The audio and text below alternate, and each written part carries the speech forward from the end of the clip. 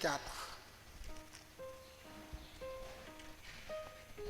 Je vais lire le psaume 34.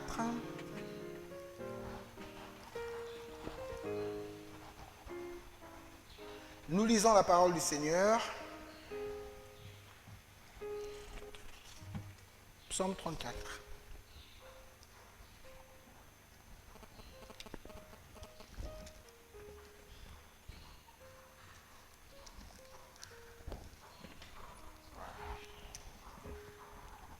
De David, lorsqu'il contrefit l'insensé en présence d'Abimélec et qu'il s'en alla chassé par lui.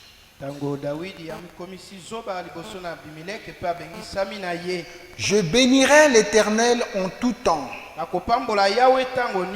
Sa langue sera toujours dans ma bouche. Que mon âme se glorifie en l'Éternel. Que les malheureux écoutent et se réjouissent. Exaltez avec moi l'Éternel. Célébrons tous son nom. J'ai cherché l'Éternel et il m'a répondu. Il m'a délivré de toutes mes frayeurs.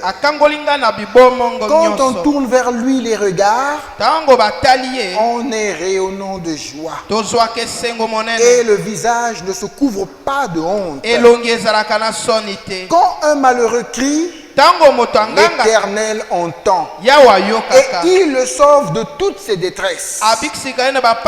L'ange de l'Éternel campe autour de ceux qui le craignent et il les arrache au danger.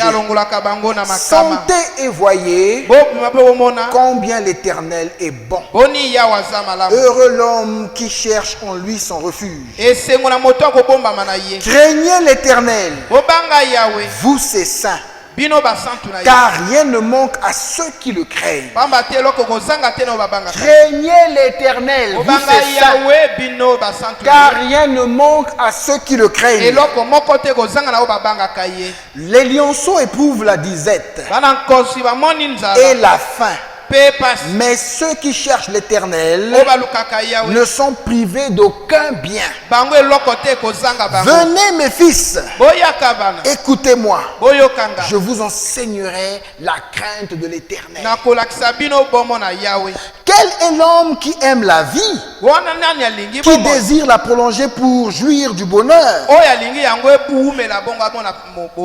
Préserve ta langue du mal et tes lèvres des paroles trompeuses. Éloigne-toi du mal et fais le bien. Recherche et poursuis la paix. Les yeux de l'Éternel sont sur les justes et ses oreilles sont attentives à leurs cris.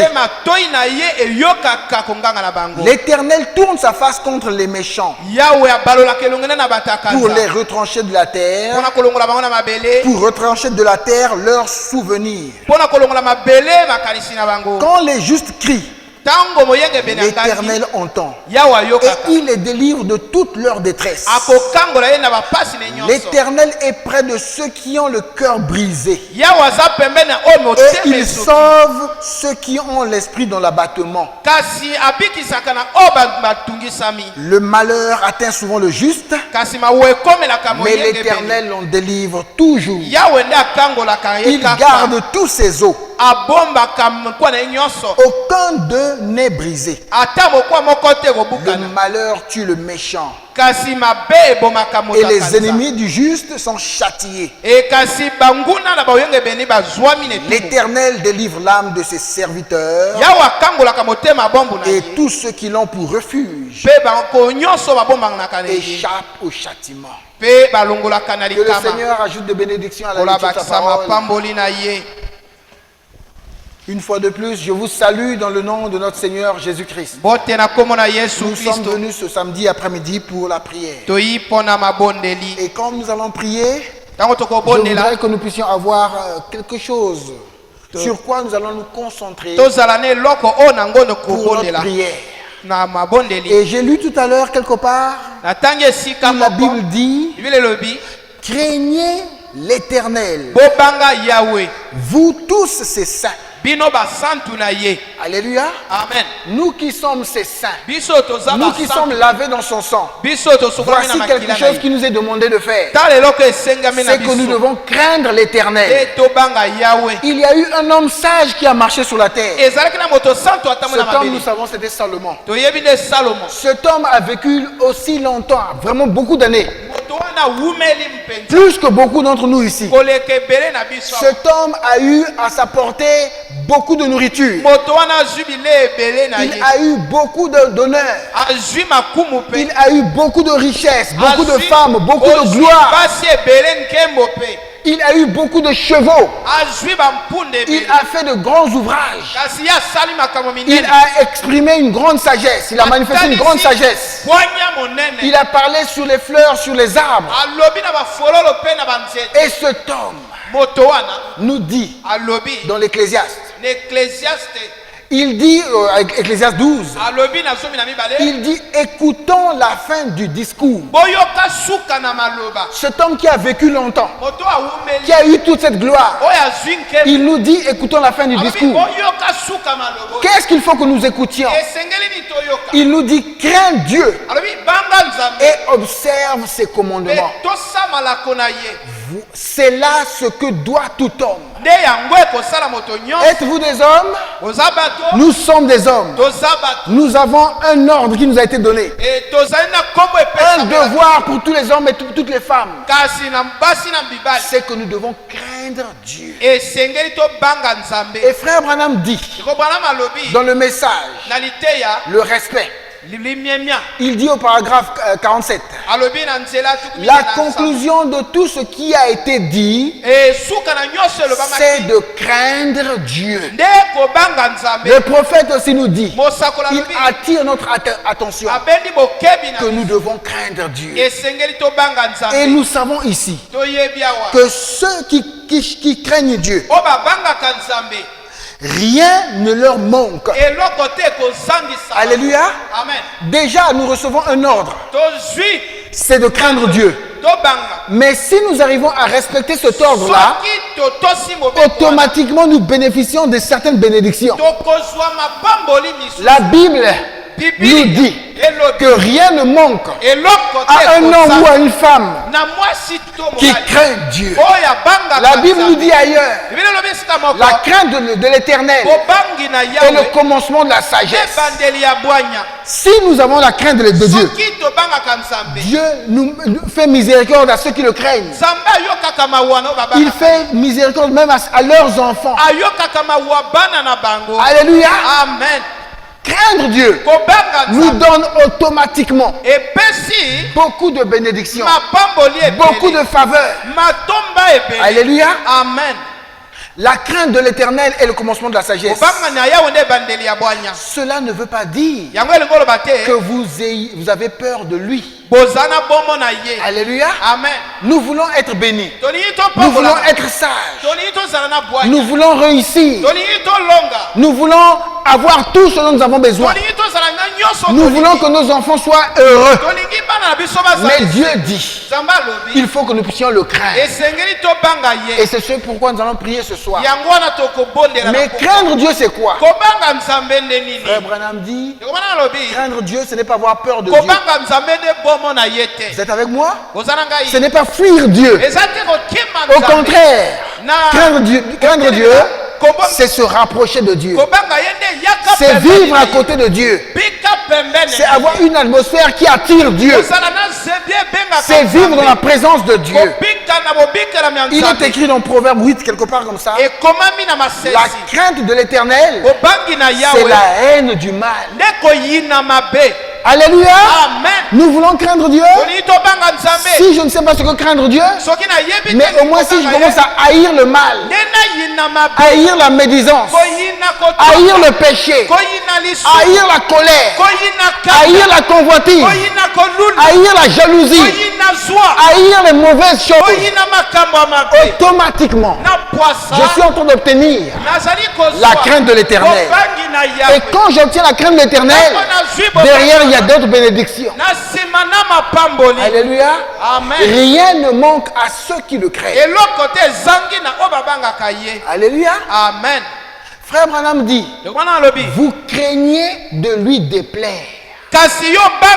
Craindre Dieu, c'est vouloir, ne pas vouloir lui faire du mal. Ne pas vouloir l'attrister. Ne pas vouloir le mettre en colère. Quand je vais répondre, quand je vais aller dans ce milieu, quand je vais agir ainsi, est-ce que je vais faire du mal à Dieu? Est-ce que je ne vais pas l'attrister? Est-ce que je serai toujours en ordre avec lui? C'est ça la crainte de l'Éternel. Craindre Dieu, c'est se dire avant de faire quelque chose, est-ce que ce que je ferai plaira à Dieu ou attristera Dieu? Alléluia. Amen. Que ce soit envers l'église, que ce soit envers mon frère, envers ma soeur, mon voisin, envers mon enfant, ce que je vais dire, ce que je vais faire, est-ce que ça va plaire à Dieu? Si ça va déplaire à Dieu, que j'évite cela. C'est ça la crainte de l'Éternel. Si ma réponse envers mon mari, mes parents, ma femme va faire que ça attriste Dieu, que j'évite cela. Mais si je fais les choses comme je l'entends, ça veut dire que je n'ai pas encore la crainte de l'Éternel. Je ne fais pas attention à Dieu. La crainte de Dieu, c'est faire attention à Dieu. Si je ne vais pas à l'église, qu'est-ce que Dieu pensera? Est-ce que ça plaira à Dieu? Vous comprenez l'église, ce que je veux dire? Qu'est-ce que la crainte de l'Éternel? Ce n'est pas avoir peur de Dieu. Alléluia. Amen. Mais c'est éviter de faire quelque chose qui achopperait Dieu, qui attristerait Dieu, qui ferait que Dieu s'éloigne de moi. Mais cela signifie que vous lui accordez le respect et la révérence. Par respect pour Dieu, je vais agir comme ceci. Par respect pour Dieu, je ne vais pas agir comme cela. Vous êtes avec moi? Vous comprenez? Vous comprenez l'église? Je vous rappelle que si nous parvenons à la crainte de l'Éternel, c'est plein dans la Bible, les bénédictions. Pour ceux qui craignent l'Éternel, l'ange de l'Éternel campe autour de ceux qui le craignent et il les arrache au danger. Même quand le danger est là, l'ange de l'Éternel quitte la gloire. Il vient, il vous arrache. Pourquoi? Il ne le fait pas pour tout le monde. Il le fait pour ceux qui le craignent. Il délivre leur âme de la mort. La crainte de l'Éternel octroie beaucoup de choses. Mais pour obtenir la crainte de l'Éternel, il faut fuir le mal. Amen. Amen. Je crains ma mère. Je crains ma ma femme. Je crains mon église. Que veut dire je crains mon église? Que veut dire je crains ma femme? Que veut dire je crains ma mère? Je crains tous les serviteurs de Dieu. Que veut dire je crains les serviteurs de Dieu? Soucieux de ne pas mettre sur leur chemin une pierre d'achoppement. Quand je vais agir ainsi, quand je vais parler comme cela, et si le serviteur de Dieu l'entendait, si l'église l'apprenait, est-ce que ça ne créera pas un achoppement? C'est ça la crainte de l'Éternel. Vivre pour les autres, tel que je veux m'habiller. Est-ce que ça ne va pas créer que les gens parlent? Mais si tu t'en fous, ça veut dire qu'il te manque quelque chose. Il te manque la crainte de l'Éternel. Vous êtes avec moi? Peut-être que mon habillement va faire que les diacres m'appellent. Ou même si les diacres ne remarquent pas ça. Mais est-ce qu'une sœur de l'église ne va pas remarquer peut-être que je me suis mal habillé? Ou peut-être que je ne veux pas exposer mon corps? Vous êtes avec moi? Quand vous réfléchissez comme ça, ça veut dire qu'il y a quelque chose en vous. Il y a la crainte de l'Éternel. C'est ça que ça vous donne la sagesse. Vous commencez à réfléchir. Vous commencez à avoir la science. À vous dire, mais est-ce que ce que je vais faire, ce que je vais dire, est-ce que ça ne va pas blesser? Je préfère me taire. Ça peut faire mal à mon frère. Ça peut faire mal à l'église. Même si je connais. Non, je préfère attendre, aller voir le pasteur après. C'est ça la crainte de l'Éternel. C'est ça la preuve de la sagesse qui commence en vous. Vous êtes avec moi à l'église? Je crains de mettre une pierre d'achoppement.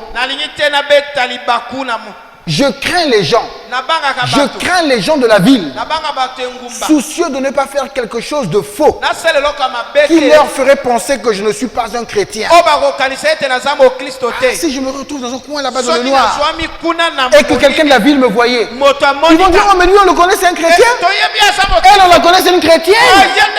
Ou si il y a des chamailles chez moi, qu'est-ce que les voisins ne vont pas dire? Et si j'ai la crainte de l'Éternel, je ferai tout pour éviter ça. Éviter que les gens pensent, que les gens disent. Alléluia. Amen. Voyez-vous ce que la crainte de l'Éternel? Mais si tu n'as pas la crainte de l'Éternel, du coup tu es insensé. À cause de la colère, tu vas dire ce que tu veux. Tu vas attacher le pagne. Tu vas injurier. Tu vas te retrouver dans un endroit où les gens vont venir. Mais elle aussi, lui aussi, je porte une longue jupe. C'est un message que je passe aux Congolais. C'est un message que je passe à la ville. À cause de ma longue jupe, je dois veiller. Si les gens doivent se battre pour prendre le bus, mais je suis fils de Dieu. Je suis fille de Dieu. Je sais que tout le monde m'observe.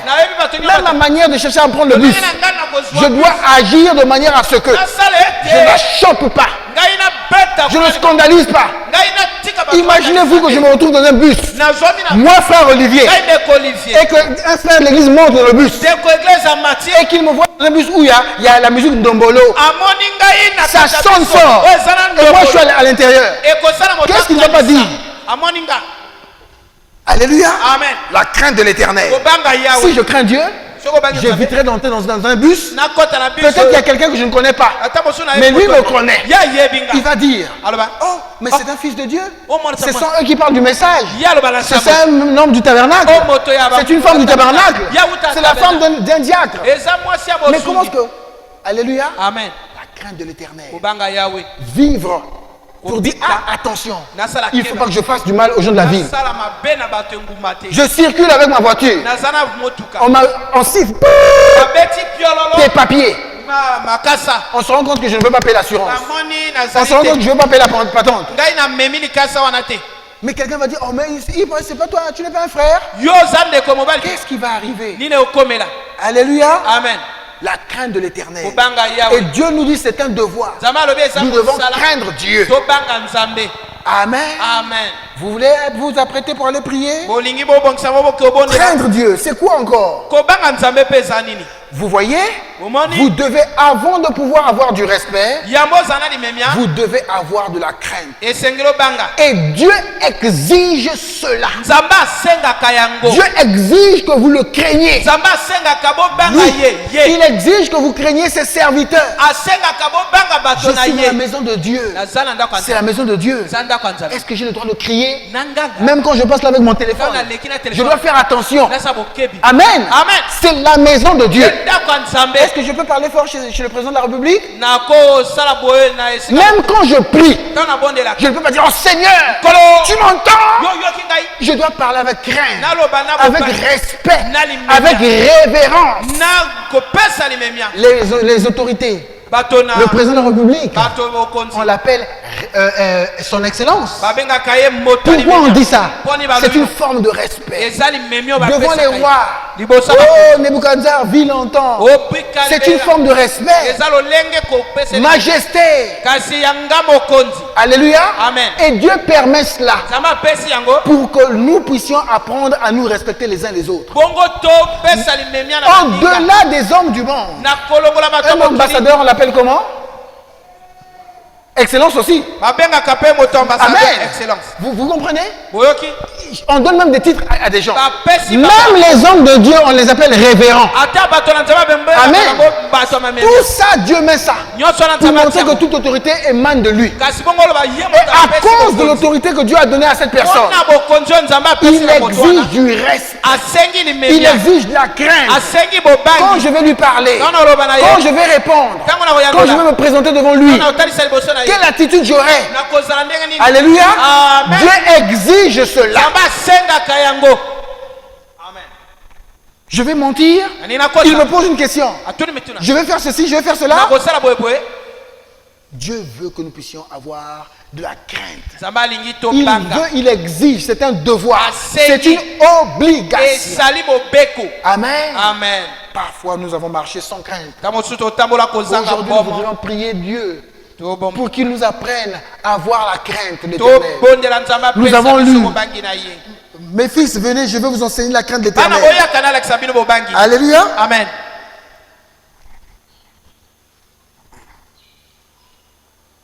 Il dit ici au verset 12, venez mes fils, écoutez-moi, je vous enseignerai la crainte de l'Éternel. Est-ce que quelqu'un a appris quelque chose aujourd'hui? Nous devons apprendre, c'est une obligation. Comprendre comment craindre l'Éternel. Si je ne vais pas à l'église, il pourra poser la question. Elle pourra poser la question. Je crains Dieu de peur que mes enfants me revoient. Pour dire, papa, maman n'est pas chrétien. Papa n'est pas chrétien. Vous comprenez? Faites tout pour vous présenter devant vos enfants, devant vos frères, devant vos sœurs, comme un chrétien. Alléluia. Quand ils iront à l'école dimanche, on va leur parler des chrétiens. Il faut qu'ils voient toujours papa du côté positif, maman du côté positif. Quand on raconte l'histoire d'Abraham, qu'ils voient des ressemblances avec son père. Quand on parle de Sarah, de Rebecca, Sarah qui était soumise. Oh, vous voyez, le foyer d'Abraham, il n'y avait jamais de dispute. Isaac, il pouvait être en bonne communion avec son épouse. Il pouvait un peu blaguer avec son épouse. Et je retrouve ça dans mes parents. Amen. Amen. Mais qu'on ne retrouve pas les mauvaises choses dans certains couples. Dans la Bible, le couple d'Ananias et Saphira, les couples dont parle frère Branham, qui mangeaient à table avec leurs enfants et qui se moquaient d'Élisée. Ils disaient, oh, certains est monté au ciel. Oh, c'est faux. C'est sûr qu'on a tué, on l'a enterré quelque part. Alléluia. Amen. Ne soyez pas ce genre de famille. Est-ce que c'est clair, l'église? Je vais ajouter quelque chose. Oh, il y a tellement de choses. C'est un sujet vaste. Et comme je vous dis déjà, église, tant que Dieu me fait grâce d'être devant vous pour vous conduire, j'y reviendrai de temps en temps aux réunions de prière. Et nous prendrons toutes les directions sur la crainte de l'Éternel. Alléluia. Amen. Exode 1, au verset 15, il est dit ceci. Le roi d'Égypte parla aussi aux sages-femmes des Hébreux. L'une nommée Sifra et l'autre Pua. Il leur dit, vous accoucherez les femmes des Hébreux et vous les verrez sur les sièges. Et que vous les verrez sur les sièges. Si c'est un garçon, faites-le mourir. Si c'est une fille, laissez-la vivre.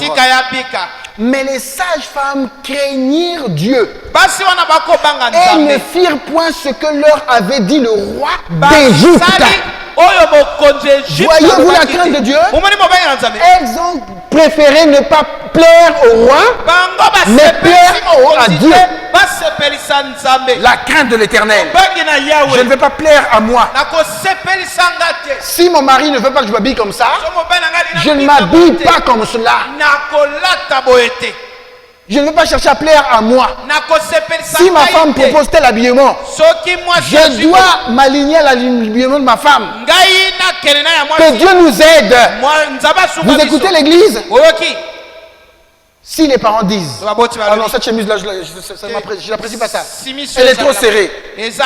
Si le pasteur dit, les diacres disent, oh, mais attention ton accoutrement. Je dois m'arranger à ne pas les achoper, à ne pas les attrister. C'est clair, l'église? Vous êtes avec moi? Ces femmes-là, devant le roi du monde de l'Égypte, elles ont piétiné. Amen. Amen. Elles ont piétiné. Et pour elles, leur cas, la Bible dit que lorsque le roi les appelait, les appela après plus tard. Mais qu'est-ce que je remarque? Mais ils deviennent plus nombreux encore. Oh mais écoutez leur réponse.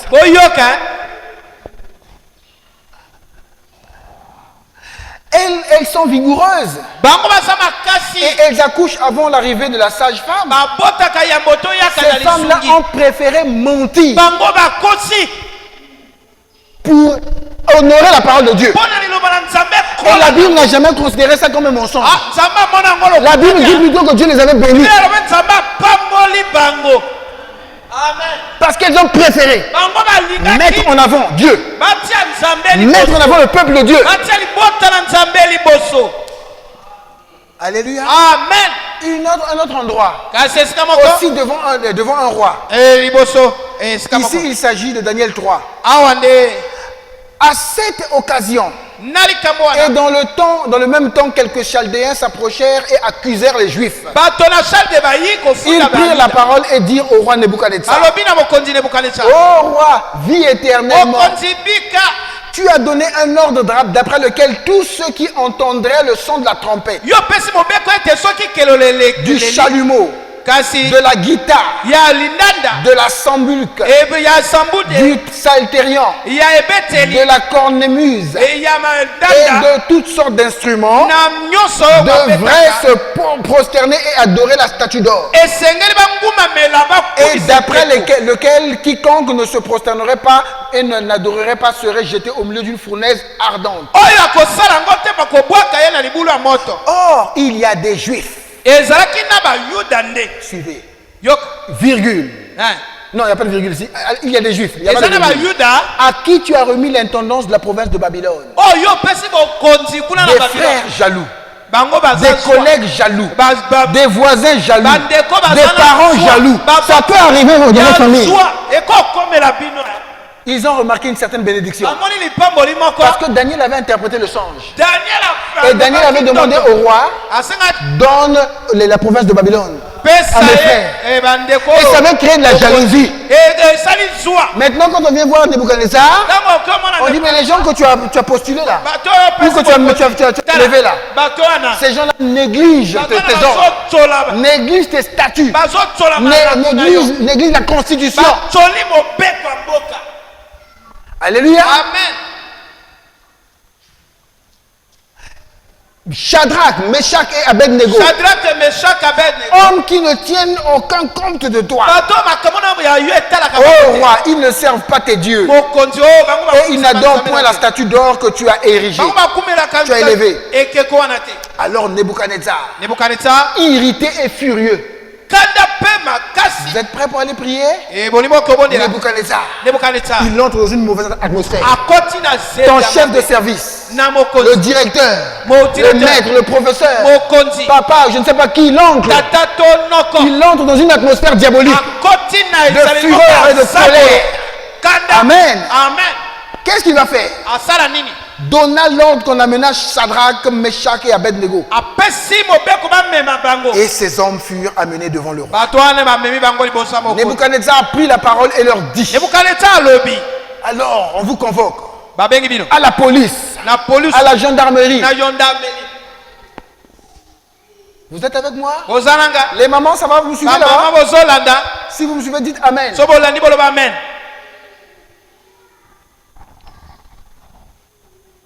Est-ce de propos délibérés?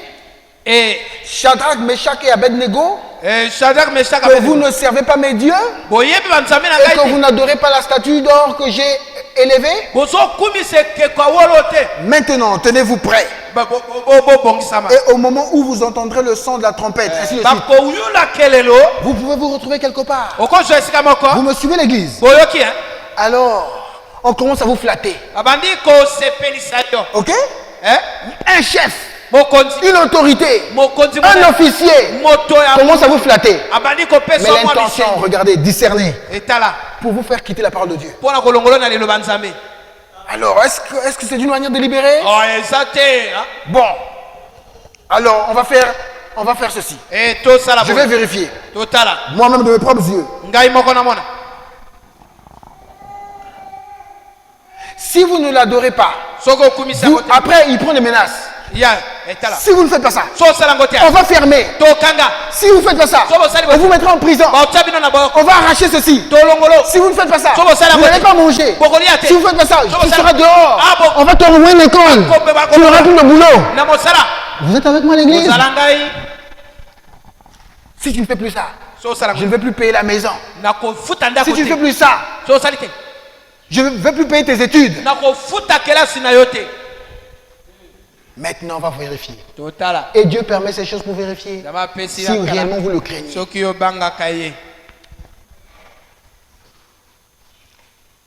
Et quel Dieu qui vous délivrera de ma main? Là-bas, il y avait les sages-femmes. Il y avait Sifra et Puya. Ici, il y a maintenant 3 personnes. On le groupe. Et les années sont passées. Aujourd'hui, nous sommes là. C'est maintenant vous et moi. Est-ce que vous et moi, on va faire comme Sifra et Puya? On va faire comme Anania, Michaël et Azaria, Abednego, Michaël et Shadrach et Shadrach et Abednego. Vous êtes prêts? Il n'y a rien pour rien. Si Dieu parle comme ça, tu connais ce que tu peux rencontrer. Ce qui peut t'arriver. Les parents. Nous, c'est ça. Nous, c'est ça. Mais tu dois prendre ta position. Tu dois craindre Dieu. Même si c'est toi qui m'as élevé. Même si c'est toi qui me nourris. Même si sur la terre, je ne dépends que de toi. Mais je ne peux pas mettre Dieu après toi. Vous êtes avec moi à l'église? Shadrach, Meshach et Abednego répliquaient à Nebuchadnezzar. Souvent on dit répondre, non? Mais la Bible dit ici répliquaient. Donc c'est une réponse en réplique. C'est une attaque. C'est une riposte. C'est une défensive. Et aussi prennent des armes devant Nebuchadnezzar. Répliquèrent au roi Nebuchadnezzar. Nous n'avons pas besoin de te répondre là-dessus. Voilà des gens qui craignent. Voici notre Dieu que nous servons peut nous délivrer de la fournaise ardente. Plus le temps passe, plus les réponses deviennent plus directes. La première fois que j'ai vu dans la Bible où on a parlé des gens qui craignaient Dieu, c'était en Égypte. Sifra et Puya. Mais elle, quand elle craignait Dieu, peut-être qu'il y avait un peu de peur. Et Dieu les a bénis quand même. Ici, les ceux-là disent, ils n'ont pas répondu. Ils ont dit, non, on ne va pas te répondre. La réplique sache que notre Dieu a la capacité de nous délivrer. Vous me parlez comme ça? Écoutez, ils n'ont pas fini de parler. Et il nous délivrera de ta main, ô roi. Alléluia. Amen. La crainte de l'Éternel. Même si je suis devant l'officier, même si je suis devant le chef du quartier, je dois continuer à lui montrer que je suis chrétien. Je dois lui dire, je ne vais pas faire ce que vous dites. Oh roi, oh chef. Amen. Amen. Parce qu'il ne faut pas dire, bon, moi j'ai la crainte de Dieu, je ne vais plus faire ça. Hein? Là tu es en train de pécher. Ok? Mon Dieu. Tu suis bien mon Dieu. Mais quand tu es petit, tu continues à lui donner sa place. Tu continues à le respecter. Mais tu lui montres qu'il est en bas de Dieu. Mais tu es mon père. Tu es mon époux. C'est toi qui me nourris. Mais non, ici là, selon la parole de Dieu, je dois mettre Dieu devant. Oh, j'entends ce genre de chemin juste là-bas. Les amens sont où? Dehors. Il n'y a pas d'amens là-bas. Ce que je prêche, c'est le message. Mais dites amen alors. Voici notre Dieu que nous servons, nous délivrera de la fournaise ardente. Et nous délivrera de ta main au roi. Sinon, ils répliquent. Sache au roi que nous ne servirons pas tes dieux. Pas la peine qu'on joue la trompette. Pas la peine. On te dit déjà qu'on ne le fera pas.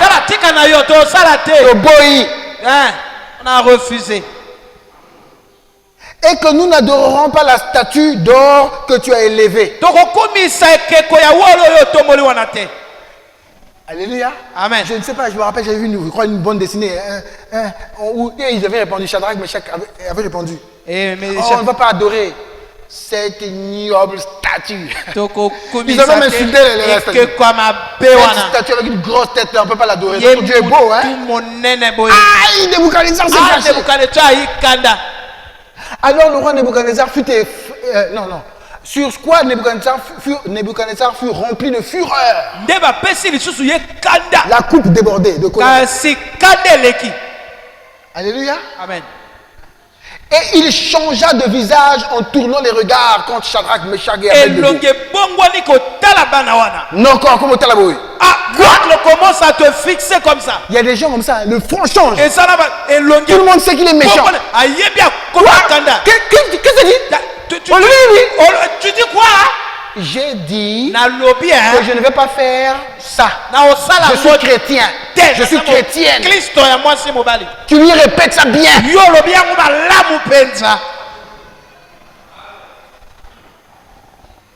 Amen. Amen. Il reprit la parole. Il reprit la parole et ordonna de chauffer la fournaise 7 fois plus qu'il ne convenait de le faire. De la chauffer. Nous connaissions notre Dieu. Si nous voulons que Dieu intervienne fortement, montrons-nous aussi fortement chrétiens. Ayons un niveau de crainte fort. Les conséquences aussi seront fortes. Ok? Amen. Si vous venez avec hésitation, la délivrance sera hésitante. Vous montrez à 100% votre position. Même si vous êtes une fille, vous êtes une femme, on vous a bloqué quelque part. Vous dites je suis chrétienne, je n'agirai pas comme ça. Vous allez voir la délivrance. Mais j'étais seul, je ne pouvais rien. Tu ne pouvais rien, tu n'avais pas de position. Tu n'avais pas craint Dieu. Si tu avais craint Dieu, tu avais dit je suis une chrétienne, vous n'allez pas me toucher. Éloignez-vous de moi. Laissez-moi. Vous voulez que j'invoque le nom de Jésus-Christ? Et quand vous allez prononcer le nom de Jésus-Christ, et que vous allez ben d'abika. Ah, ça va barder là-bas. Vous êtes avec moi, l'église? Pour terminer, on les a jetés. Et quand on les a jetés, ils avaient tellement pris position pour Dieu. Ceux qui ont même jeté, eux-mêmes sont morts. Et ils tombent là-bas, dans le feu. Le feu n'a servi que pour détacher les liens. Et ils commencent à marcher dedans. Dans le feu. Dans la fournaise ardente. Dans le four de charbon. Vous avez déjà vu quelqu'un qui fabrique le charbon? On vous met dedans là-bas. Vous vous baladez dans un grand four de charbon. Alors le roi Nebuchadnezzar fut effrayé. Et les bandits vont s'effrayer. La femme la parle comme ça. Elle parle comme ça. Le garçon la parle comme ça. Eux aussi ils ont peur. Et la peur fait que tu commences à prendre l'autorité. Oui, au nom de Jésus-Christ, vous ne me ferez rien. Vous allez voir le braquet, on va fuir.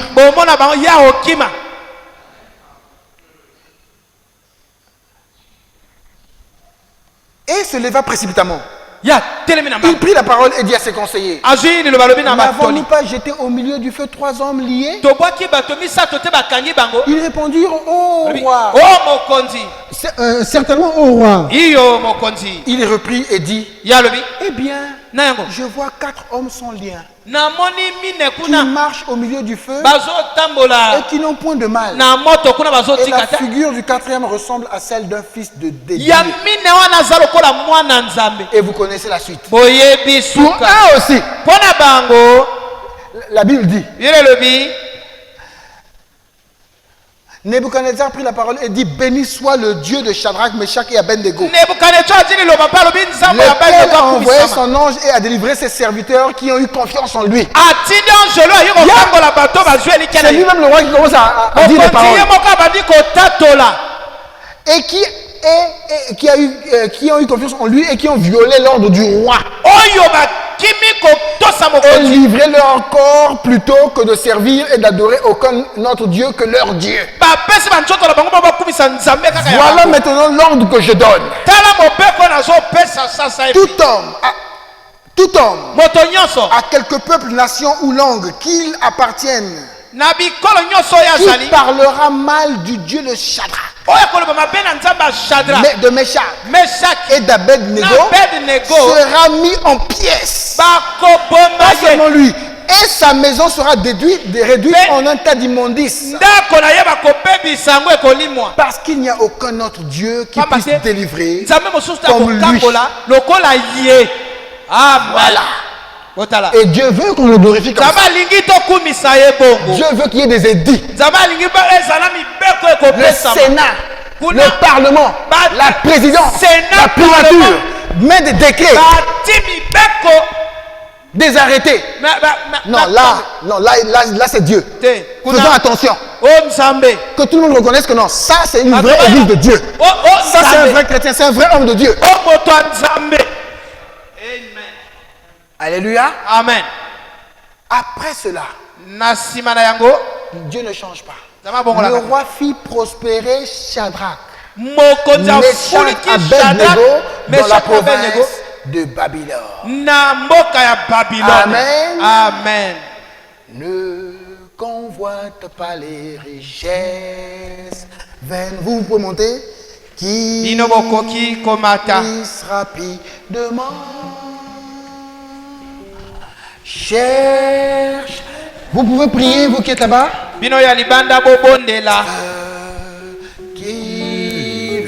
Le troisième groupe peut entrer déjà. Oh, tiens, mon frère. La crainte de l'Éternel prolonge les jours. De Dieu. Chantez. Espérant des choses éternelles. Tiens l'humiliable main de Dieu. Oh, tiens mon frère. Tiens l'humiliable main de Dieu. Oh oui, tiens ma soeur. Tiens l'humiliable main de Dieu. Espérant des choses éternelles. Tiens l'humiliable main de Dieu. Convoite pas les richesses vaines qui pourrissent rapidement. Cherche les trésors célestes qui ne passeront jamais. Tiens mon frère, tiens l'humiliable main de Dieu. Tiens l'humiliable main de Dieu. Espérons des choses éternelles. Tiens l'humiliable main de Dieu. S'achèvera ton voyage si tu étais fidèle à Dieu. On appellera vie dans la gloire, trouvera une belle demeure. Tiens l'humiliable main de Dieu. Tiens mon frère, tiens l'humiliable main de Dieu. Espérons éternelles. Tiens l'immuable main de Dieu. Oh, tiens mon frère, tiens l'immuable main de Dieu. Oui, tiens ma soeur, tiens l'immuable main de Dieu. Espère, espérons des choses éternelles. Tiens l'immuable main de Dieu. Confie-toi en l'Éternel, le Dieu. Quoi qu'apportent les années, si tes amis t'abandonnent, attache-toi toujours à lui. Oh, tiens mon frère, tiens l'immuable main de Dieu. Tiens ma soeur, tiens l'immuable main de Dieu. Espère, espérons des choses éternelles. Tiens l'immuable main de Dieu. Oh oui, tiens mon frère, tiens l'immuable main de Dieu. Oh oui, tiens ma soeur, tiens l'immuable main de Dieu. Espérons, espérons des choses éternelles. Tiens l'immuable main de Dieu. Ne convoite pas les richesses vaines qui pourrissent rapidement. Cherche les trésors célestes qui ne passeront jamais. Tiens mon frère, tiens l'immuable main de Dieu. Oh oui, tiens ma soeur, tiens l'immuable main de Dieu. Espérons, espérons des choses éternelles.